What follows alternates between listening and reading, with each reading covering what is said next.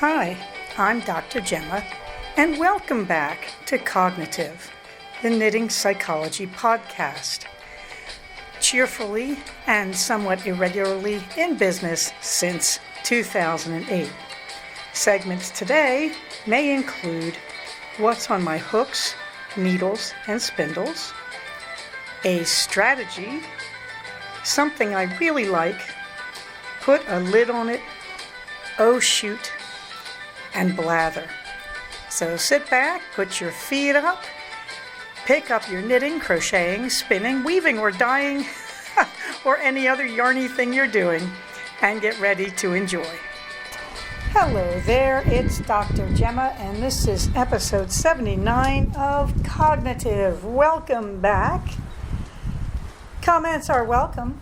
You probably know the drill by now. You can comment in the show notes for each episode in our group on Ravelry, or you can comment on the blog at cognitivepodcast.blogspot.com.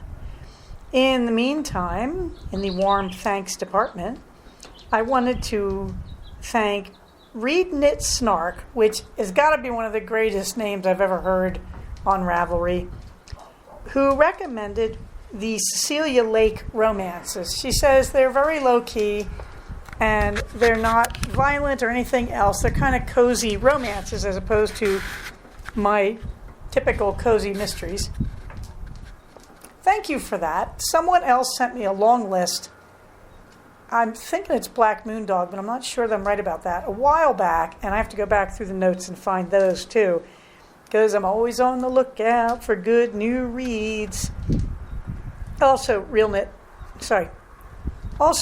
Snark. Thank you for the general kindness, and that reminds me to thank everybody who has written in about the passing of our treasured Eleanor. Yeah, it still hurts. Just getting used to it. In the meantime, also, hey Gail, Tori, glad I could help. I have a similar situation. Glad I could help. I'm really glad to know that the podcast does that. That is, helps people when they use some of the information on the podcast. What I would tell you, of course, is that is the best tradition of cognitive behavioral therapy, that as a CogB therapist, I really do believe you're supposed to be able to do therapy on yourself, that I'm the expert and you bring me in as a consultant to help, but most people, if you give them the right tools, can actually fix a lot of things themselves. And we want that, because while I would like to stay in business, A, I'm close to the end of my career anyway, but B, the whole point is for you to be able to help yourself. And to be honest, that's a lot easier on us too, that we want people not to come to us till they're a little more desperate. We want you to try anything you can from home. That's kind of the point. We're not evil people trying to continue our own profession. We don't have to be. There's always going to be mental health issues, but I would like people to be able to go out and try a few things on their own before they consult with me. Just try everything. And if your therapist is worth spit, early in your treatment, they're going to say, what have you tried, when you talk about a problem. Okie dokie, so thank you, Gail, and good luck. I continue to carry the COVID information. Meanwhile, the news is trying to create problems in the CDC leadership that probably don't exist because they don't have anything to say about COVID except get your next booster. I was asked a few days ago by a patient, can you mix shots? As far as I know, you can. And look, it's got to be better than no shot at all. But I do believe you should get boosted. And yes, that's nice if you're in America where we're actually talking about being over this. Remember, the rest of the world, not so much. So please, stand ready. Keep those masks. We don't know if we're there yet, okay? But the information is all there. In the meantime, what's on my hooks and needles? Well, I haven't finished a darn thing. To which you say, but Gemma, shouldn't you have finished Twin Faces' sweater? This brings up a really great piece of advice from Gigi Knitmore, which is if she can't measure her arms, can't figure out where her arms begin and end, just measure like from the middle of her back to her wrists if her arms are extended straight out, held up and extended straight out. That's a great way to measure a sleeve from the middle of the back to the wrist. Absolutely brilliant idea. But no, she hasn't done anything like that yet. She keeps saying, oh, I forgot. It's like, for heaven's sake, every time you see me, I have knitting needles in my hand. I'm really fighting the snarky urge to scream, do it now. But of course, she needs another person to help her with that particular measurement. And then she goes, well, why can't I just measure the sleeve of a shirt? And I'm ready to weep because I've already told her, if you have a sleeve that fits. So right now we're looking at the LL Bean men's medium arm length, if I can find their schematic, because this is just a bridge too far for Twin Face. And she keeps saying, what a beautiful sweaters. Yes, I know, for love of heaven. How hard is this? Take your measuring tape, go next door. You'll be done in 5 minutes. She knows her neighbors. Okay, I'm sorry, where was I? Meanwhile, so I haven't finished her sweater. Nope. In progress, Twin Faces brick, nyuk, nyuk, nyuk. I've gone about 10 rows up one sleeve, but I'm just in that place of the weather's getting hot, and I'm working on another sweater for myself, and too bad for you if I get a second sweater done. That one, of course, would be another brick for me. This is called the Fishy brick, but it's actually called that because the colorway in Malabrigo Rios is Wales Road. Let me tell you, this is spectacular. This is blues shot through with little hints of reds and all the other mix of colors. But when you look at it, you see blue shot through with some garnet reds. It's just beautiful. The pictures do not do it credit. I can't recommend this color enough. If you can wear sapphire blues, this is the color for you. And of course, where am I on it? Well, the ribbing at the bottom of the body. And if you know the brick, it is a top down, which means, yes, this brick is almost caught up to Twin Faces brick.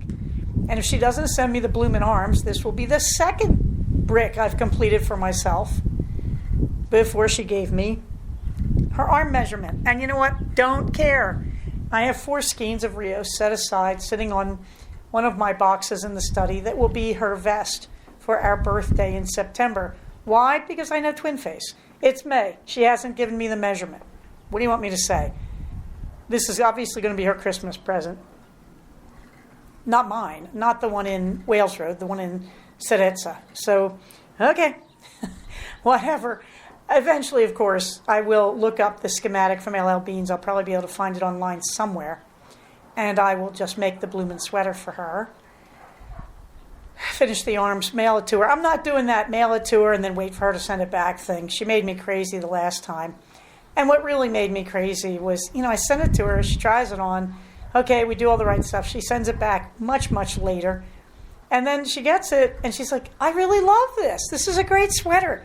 Yes, I know. You should make me a lot more of these. Yes, I would. But if you want me to make them, you have to help me because I want the measurements to be better. As it turned out, the original vest for Twin Face, it was a great length until I blocked it. When I washed and blocked it, it expanded. So the original length before blocking is kind of what we're shooting for, and that's great. If I take the length before you hit the ribbing, that's what her length should be apparently. So we'll see how it goes next sweater around. But I've got those skeins waiting to be wound. I also have skeins wound. I just realized I bought some beautiful DK from Lisa Souza in a color called Tube Rose, which I don't think she's featuring right now. It's a beautiful pink. And I just realized, it's time to make another ducat for myself over the summer. Or it may be time to just go back to socks and hats for a few months and get back into the spinning seriously. At any rate, the 2 bricks are in progress. Why bricks, Gemma? Love them. Love them, as Gigi called it the other day, a tried and true pattern for me. I also realized as I'm working on these that all I really want out of sweaters at this stage in my life is a wardrobe of reliable, plain, solid sweaters that I can wear to work with my blouses and turtlenecks under them. And that's probably why I keep going back to the brick and the Agnes without pockets. It's the same way I am with my socks. I have no urge to make fancy socks. I make 2 sock recipes for the simple reason that I just want a wardrobe of plain socks that I can wear to work. And that's those 2 patterns, my vanilla sock, which is my own version of the vanilla sock, and the blueberry waffles with my own adaptations. Those work for me. I say that because if you're intimidated by knitting sweaters or socks or anything, this is kind of the way to do it. That you want to find that one pattern that meets all your needs and go with it. This leads me to point out that Twinset Ellen is busy working away on the My First Cardigan sweater by Jared Flood, alias Brooklyn Tweed. And this is another one of those patterns that I looked it up because Twin Face Allen's doing this beautiful job on it.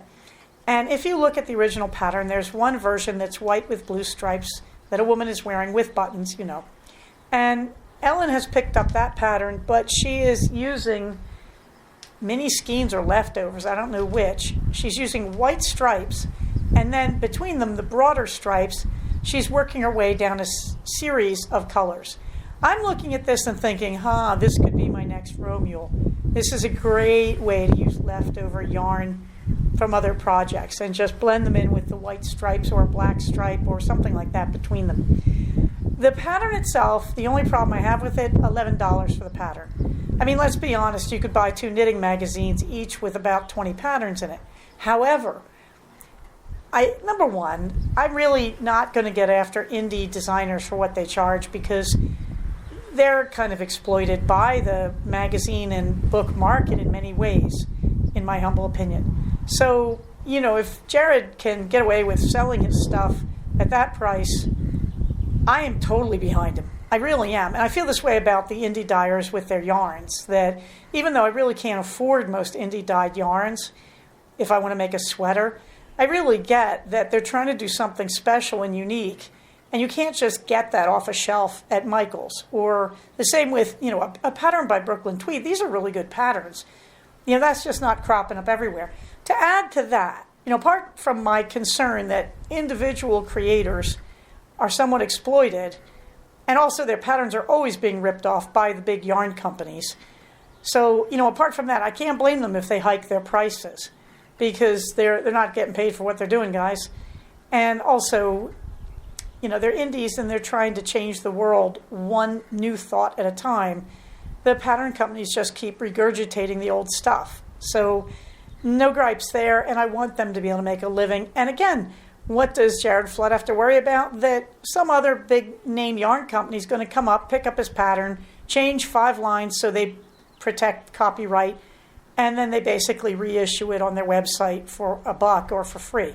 So, you can't get after indie designers when they charge a lot because they're getting ripped off and stolen from all the time. And I really would rather have them.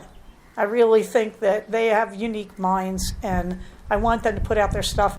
Also, every indie designer that I have ever encountered has put up plenty of free patterns on Ravelry. So they've made their donation, and let's help them, is what I'm saying. However, there's another thing, too, about this pattern. Despite the $11 price, this is a monster pattern, as they used to call it. This is multiple sizes, multiple designs, multiple variations. This is really take this pattern, and you can pretty much knit whatever you want this thing to look like. And on the pattern page on Ravelry, you can see that I believe there's 3 variations, and they're all wildly different. They have different collars, different button structures, different patterns, pocket variations, all that. So you are really getting a huge pattern for this price. But if you're looking at this and going, well, this is $11. Guys, I don't remember if the brick is free. I'd have to look it up. I think I'm on brick 6 as I talk to you. That a pattern like that, a really versatile, interesting pattern that you can use for anything. And again, I'm thinking of the brick, but I'm also looking at Jared's pattern as well, the first cardigan.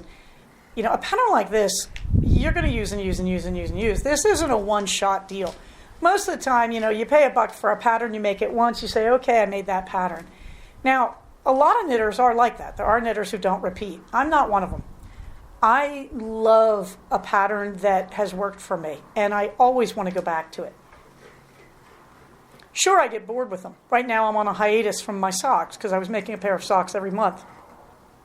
Yeah, I do get bored. After I finish my current brick and twin faces, I probably will take a brick break for at least a few months. Conveniently, it's summer. Hauling around a big sweater in my lap while I do sleeves, probably not likely to happen. But if you're looking for what looks like a really super pattern for a cardigan, knit flat, no steeking, that sort of thing, this looks like a real winner. And I've never heard anybody complain about a pattern from Jared Flood, from Brooklyn Tweed. That he's known for this kind of really solid, sound, intelligent pattern writing. So there we go. And if you want to go see this, there is a link to the Ravelry pattern in the show notes. You really should have a look at it. I think, frankly, I bought it. I just think it's a good investment. I'm looking at the cardigans I want to make because I'm getting so many bricks I kind of have to. And in case you're wondering, the don't know yet, again, working our way towards 200 blocks on July 19th, keeping up with it. I think I'm about 2 blocks ahead of 1 block a day. Somewhere in the middle of this, I realized I'm not going to care so much about that. I'm just going to try for a block a day. I've been really retentive about got to get 1 a day done. And I think that's the leftover mindset from making a temperature blanket. Whereas this doesn't have the annual pressure on it. I'm not making any specific color based on temperature. I'm just using up skeins.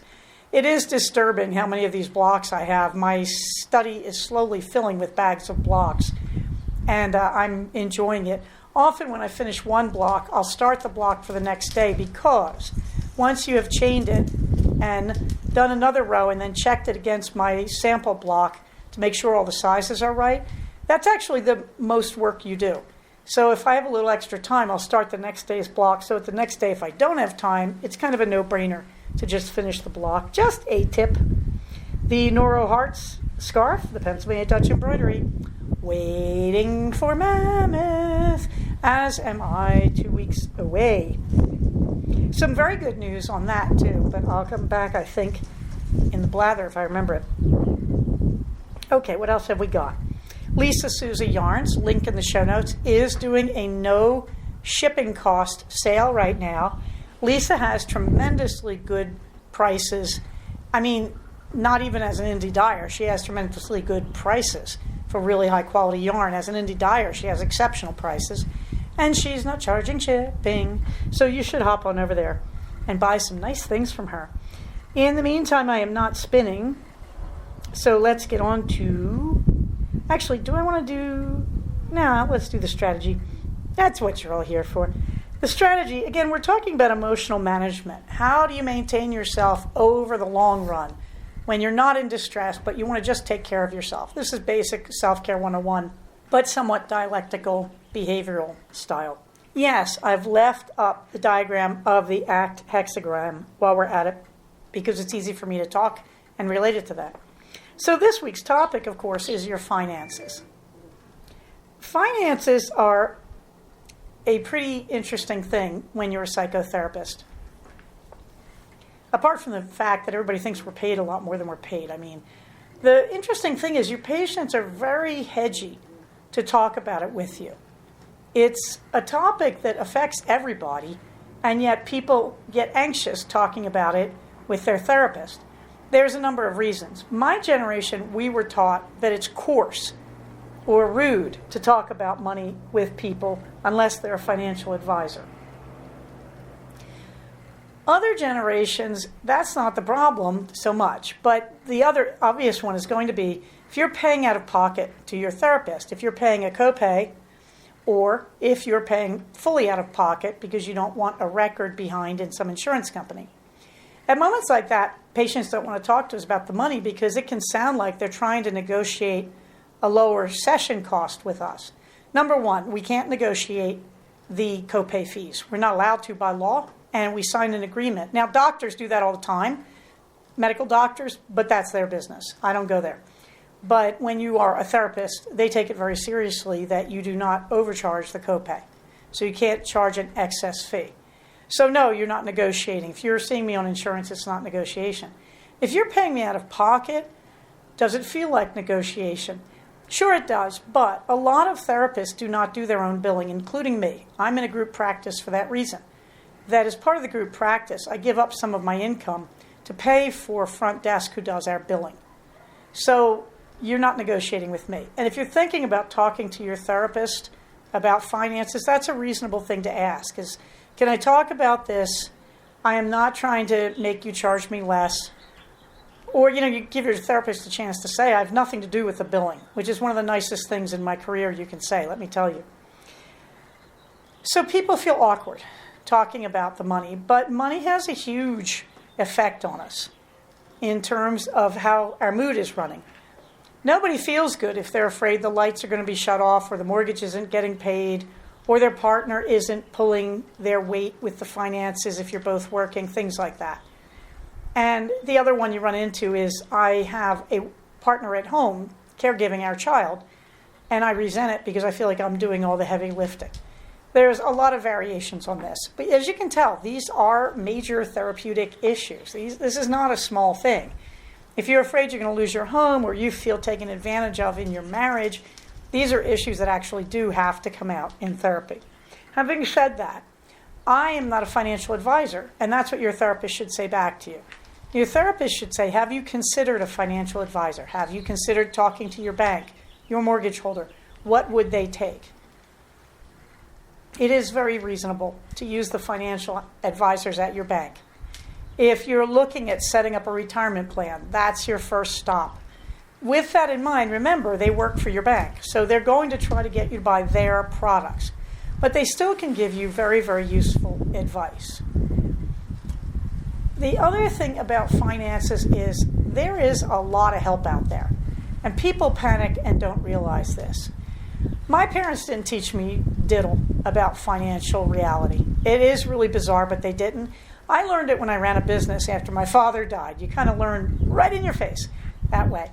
But local community colleges often have free courses on financial management.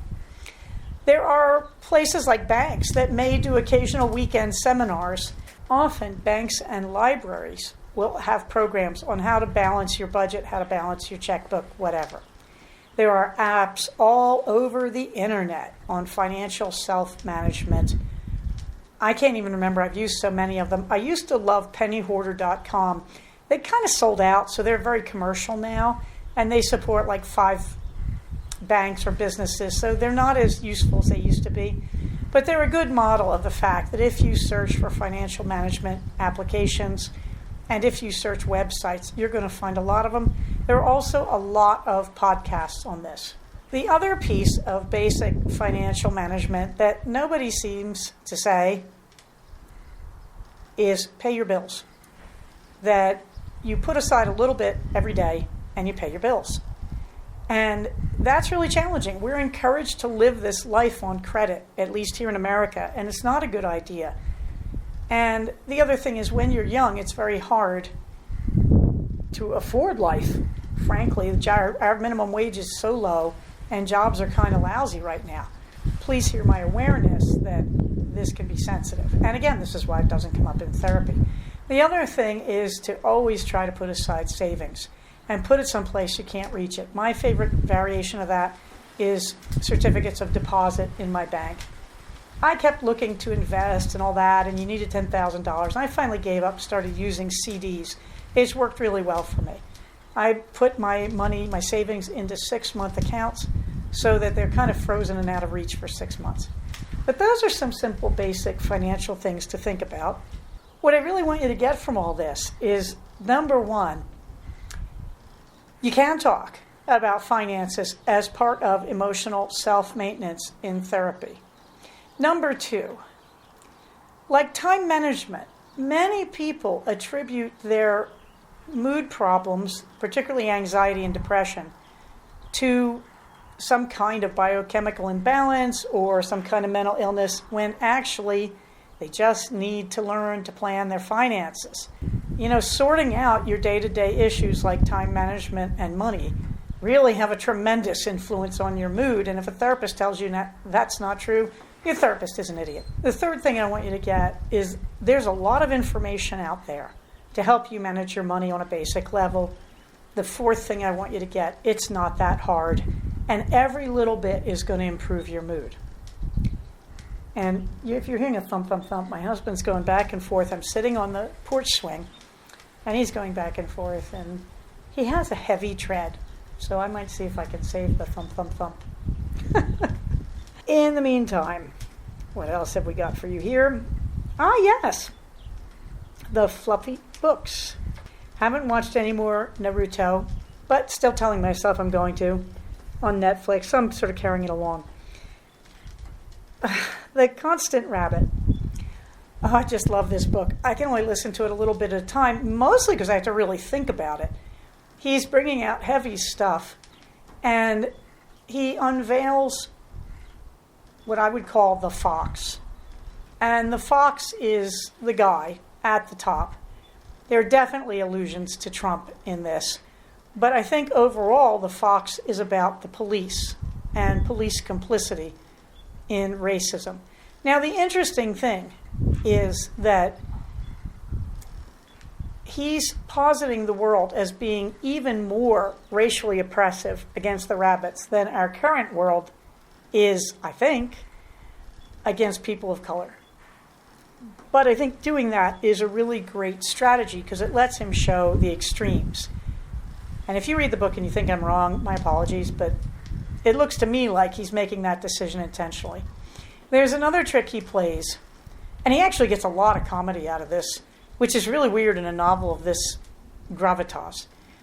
But the other trick he plays is the way that the dominant culture portrays the less dominating cultures as oversexed. And of course, that's why he's using rabbits.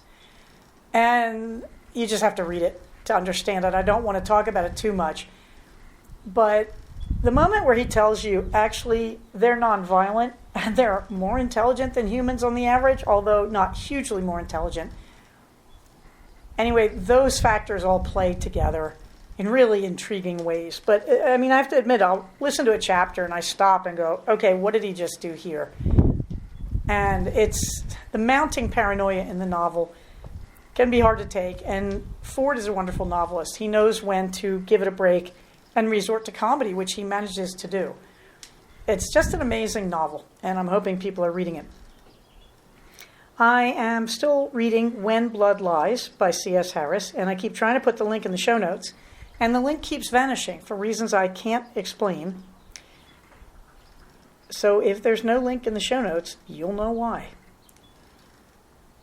When Blood Lies, again, is very interesting. It's the period of English and French history when Napoleon is on Elba and the émigrés, the people who escaped from France during the terror, are going back. It's just interesting. Oh, the link came back. That's great. It's just an interesting novel, historical mystery. I love the lead characters. Just a very, very smart look at this stuff. And yes, strangely, when you read about Napoleonic France, you find yourself thinking about America in the 21st century, just saying. I watched Moon Knight on Disney. Moon Knight. Well, I think of a little posy a few years ago talking about Shades of Grey in a book review and saying, I read it so you don't have to. Moon Knight has interesting moments, but it's kind of a gore fest. And it's often a gore fest filmed in the dark, so you can't even see it that well. It was turn off the lights and watch the gore fest in the dark, or keep on knitting and get through the gore fest, and when they turn the lights on, go, well, okay, who's still standing and what do they think just happened? I wasn't impressed. I thought there might be something valuable since Moon Knight apparently does show up in Avengers Endgame. He's in there somewhere, apparently, in the mob. And in Doctor Strange. But, the twist ending, the surprise twist ending, I saw that one coming a long way off because they simply weren't explaining certain moments. So if you're questioning that, you're right. I can't give it a very warm response. Like all of these mini-series they've been doing, the 6-episode wonders, most of these series, I get 4 episodes in before I even care. The exception was WandaVision, because they were invoking so many sitcoms of my childhood. And you already know the score with WandaVision. There's only one thing that can be going on. Loki, I think the first episode was interesting, and then it took a while to get interesting, and then, bummer of an ending. Hawkeye was just kind of mindless fun with a few questions about the deaf community and female sidekicks. I haven't been too big on these. Falcon and the Winter Soldier was more of a message, and I like that a lot better. But I haven't been big on these 6-episode series, but frankly, when I'm bored and I want to knit, works as well as anything else. This leads me on to something I really like, which is the movie Everything, Everywhere, All at Once. By the time you hear this, it may no longer be running because it had a limited run even in LA. It had like 5 days at our local cinema. This is such a good movie. And it's about a contemporary Asian wife and businesswoman. She kind of intersects with the multiverse in its own version. I can't even tell you how funny it is. There was a scene where I was literally helpless, screaming with laughter. I couldn't even breathe. I was laughing so hard. I have to say, my 16-year-old son was with us. Don't do that. Don't do that. There's some pretty mature content. But boy, is it smart. And it is a parody of the whole multiverse thing. And it's also a questioning of how Asian Americans, I think in this case Chinese Americans, live in this world. And it's not unlike Turning Red in this respect. It's about acculturation to America or Canada or, not China. And it's about all the pressures. In this case, it's about the pressures on women, wives, and mothers. And also on their daughters who are living a more Americanized life and who feel like they can never be good enough to be either what their mothers think is the appropriate Chinese norm or the American acculturated norm. It's about the pressures on immigrants, is what I'm saying. And it's very funny. It's very smart. I'm afraid to say too much. The raccoon scenes, it's what you think it is. When you see it, you're going to go, are they parodying? Yes, they are. They have a lot of nods to a lot of other movies, including The Matrix, the Marvel multiverse movies, Disney movies. I mean, it's unreal. It's a very smart movie. It's very intense. It's very funny. And I highly recommend it. This is everything, everywhere, all at once. Put a lid on it. Well, I have some good news. I made a discovery. I saw a study that shows that a combination of baking soda and white vinegar is actually more powerful and cleans better than the 6 leading commercial cleansers, which are full of toxins and environmental poisons, and they eat through your septic tank. So, emboldened by that, I noticed that one of my trusty 4 Cognitive 7 Fiber Retreat water bottles smelled like mold. I don't know why. I don't know how the thing got that way. But anyway, I put a squirt of blue dishwashing liquid, which is also not bad for the environment. I put a squirt of that. It's not going to kill you. It's not toxic. Dawn. All right? It's Dawn dishwashing liquid. I put a squirt of that in my bottle, and then I put a generous tablespoon of good old-fashioned baking soda in the bottle, put the lid on it, filled it with water, shook it well, and let it sit for 24 hours. Emptied it, no smell. Filled it with plain water, rinsed it twice, and then filled it with water and let it sit for 12 hours just to really this is a plastic bottle, tried to get the kind of soapy out of the plastic, because plastic and soap will bond, so you will get that soapy flavor. And I did that twice, and the bottle is great. No smell, no mold, absolutely great. Did it have mold in it to begin with? Well, it smelled like mold, and it had this kind of grayish look to it. Now it looks white and clean. So I have just discovered if you find any kind of mold growth in your water bottles, baking soda certainly. I tried it mixed with blue dish soap with Dawn, because that's also safe for the environment if I'm pouring it down my septic tank, and it's not going to poison me if some is remaining. I felt that primitive housewife need to put a recognizable soap in this. I'm willing to bet that baking soda alone or baking soda and a little bit of white vinegar would have had the same effect. You can try it. But again, if you want to clean things out, this is how you do it. I got a lovely recipe from twosleevers.com for spicy tuna salad. Now, Two Sleevers, she was keto, but she publishes a lot of Indian recipes that are not keto and occasionally other recipes. You have to be a little careful when you're reading a two-sleever recipe. But I like this one. It looks perfectly keto to me. And so I put that recipe in there because this is basically, as she says, it's like a tuna sushi roll without the roll, with lettuce instead. I don't care what she calls it. It sounds good to me. But you do need ahi grade tuna as part of it. In the blather, well, kids, I'm going back to school. I'm not sure about this, but it's a no-risk thing, so I'm doing it right now. I applied to our local community college because I decided I really should take a course in American Sign Language.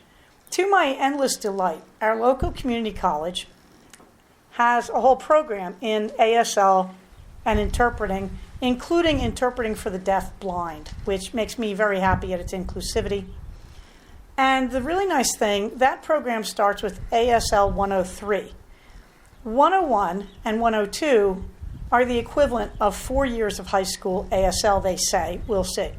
So I'm thinking of taking a course that is online with DVDs, real-time video, all sorts of things. And I'm thinking of taking that on Monday and Wednesday evenings. And since I have Mondays off, that works really well for me. I just want to get proficient. I don't have plans to do their whole degree or certificate. I just want to get through ASL 101, and if I can manage that, then ASL 102. I just want to be able to talk. I want to get the equivalent of the practice. It says it has field experience. I'm really excited about that. I'm very interested in what that would be. The pup date, Queenie, is now officially purchased. I have paid the minimum payment that the breeder, Cook's Collies, charges. And so I'm waiting for a Queenie to hit the ground. I don't think any of our current group of puppies is Queenie. My plane tickets are for mid-July, which means I'm counting on a puppy to drop about now. And that would mean 8 weeks old by the time I get there. And that's good because as there is no puppy right now on the ground as far as I know, that gives me time. I can keep setting the date back and setting the date back. So this is pretty exciting. And we do have a carrier for her. And I have collapsible water bowls. I know all the plane rules, all the good things. In the meantime, Blankets has gotten through a lot of her misery over Eleanor. She does still look for Eleanor, which I find a little bit heartrending. If she's in the house and I open the door to the backyard, even if the puppy's in the house right next to her, she goes to the back door and she peers around and she's clearly looking for Eleanor. Because she never did this with any other dog and she doesn't typically do this. And then she'll sort of heave a sigh and she'll come in and lie down in that dejected mode that German Shepherds do so well. But she has now befriended Captain, that she clearly looks for Captain, likes Captain, and Captain has lightened up on her a bit.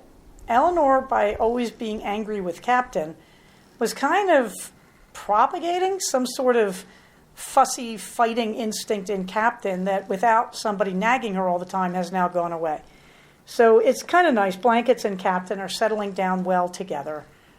I shudder to think how many of my other animals Blankets has outlived. It's really quite the experience. That's because so many of my animals have been adoptions later in their lives. So, it's really interesting. Blankets is the one adoption who has lived 10 years with us. We got her older, and she's having her best life. She doesn't have any of the problems of age that German Shepherds often get. So that's pretty nice. Again, you can see, oh yes, there it is, July 11th to 13th. That is the current date for Queenie's pickup run, but we're not there yet. Queenie, of course, being Eleanor's successor. Minerva gets the last word. I thought you might want to see what's going with her belly fur. Remember, in February, they radically shaved her underside to do major surgery on her, which surprisingly she survived. And it's very funny because she's getting her belly fur back. And the outer coat, she is a double-coated cat. The outer coat is not growing back yet. It's all undercoat. So she's got this giant wave of soft gray fuzz. And now it's not even fuzz, it's real fluff growing out from her belly. So there is a picture of her lying on her side, displaying her growth on her tum-tum. If you go to the top of the show notes, you can see her gazing up at the camera in that way. By the way, if you look at her eyes, that's a good moment. I think I talked about this once before. When cats want to say they love you, they look at you and they slowly blink their eyes closed and they keep their eyes narrowed. Wide eyes are for aggression and hunting. So if you look at Minerva's eyes in that top picture, you get a great picture there of love eyes. So she's actually looking at me and telling me she loves me. Aww. In the meantime, okay, remember we have people out there who are immune compromised. We have all sorts of cancer patients, elderly people who can't take the vaccines, and we have kids under the age of 5 and they can't take the vaccines. So please, everybody, use your common sense in a crowd, indoors, wear your mask. Wash your hands as we always really should have, shouldn't we? Try to maintain the 6-foot distance. Get your shots. Because the big thing here, as it has been for years now, is to stay safe, take care of each other, so I can talk to you soon. And in case you're wondering, lizard boyfriend. Oh my gosh, he's flirting with the pony. Lizard boyfriend is doing push-ups right in front of me on the patio. It must be summer. Lizard boyfriend is flirting with something. It might be a stick, but I think it's the pony who is not interested. She's grazing in front of me.